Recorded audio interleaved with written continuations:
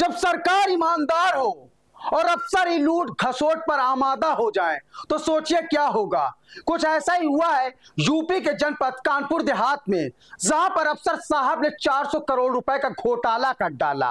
उत्तर प्रदेश के कानपुर देहात जिले से एक बड़ा जमीनी घोटाला मामला निकलकर सामने आया है, जहां पर थर्मल पावर प्लांट लगाने के नाम पर सरकारी और किसानों की जमीन का कथित दुरुपयोग किया गया है। करीब 400 करोड़ रुपए के इस मामले में पूर्व एडीएम समेत कई कंपनियों और बैंक अधिकारियों के खिलाफ एफआईआर दर्ज की गई है। मामला कानपुर देहात के भोगनीपुर क्षेत्र का है, जहां पर वर्ष 2011 में हिमावत पावर और लैंको अनपारा पावर कंपनियों को थर्मल पावर प्रोजेक्ट लगाने के लिए करीब 2332 एकड़ जमीन आवंटित की गई थी। इस जमीन में ग्राम समाज की भूमि के साथ किसानों से अधिकृत जमीन भी शामिल थी।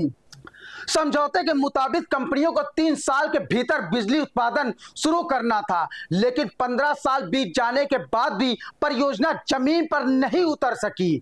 आरोप है कि कंपनियों ने सरकारी शर्तों का उल्लंघन करते हुए इस जमीन को बैंकों में गिरवी रख दिया और करीब 1500 करोड़ रुपए का लोन हासिल कर लिया। जांच में यह भी सामने आया है कि बिना शासन की अनुमति के सरकारी जमीन को बनाया गया। इस पूरे मामले में तत्कालीन प्रशासनिक अधिकारियों और बैंक कर्मियों की भूमिका भी संदिग्ध पाई गई है। जब बैंकों की ओर से जमीन की नीलामी की प्रक्रिया शुरू की गई, तब वर्तमान में जिला अधिकारी कपिल सिंह ने मामले को संज्ञान लिया। मुख्यमंत्री योगी आदित्यनाथ के निर्देश पर तत्काल कार्रवाई करते हुए नीलामी पर रोक लगाई गई। जांच के बाद भोगनीपुर तहसीलदार की तहरीर पर मूसानगर थाने में पूर्व एडीएम समेत बैंक कर्मियों पर मुकदमा दर्ज किया गया है।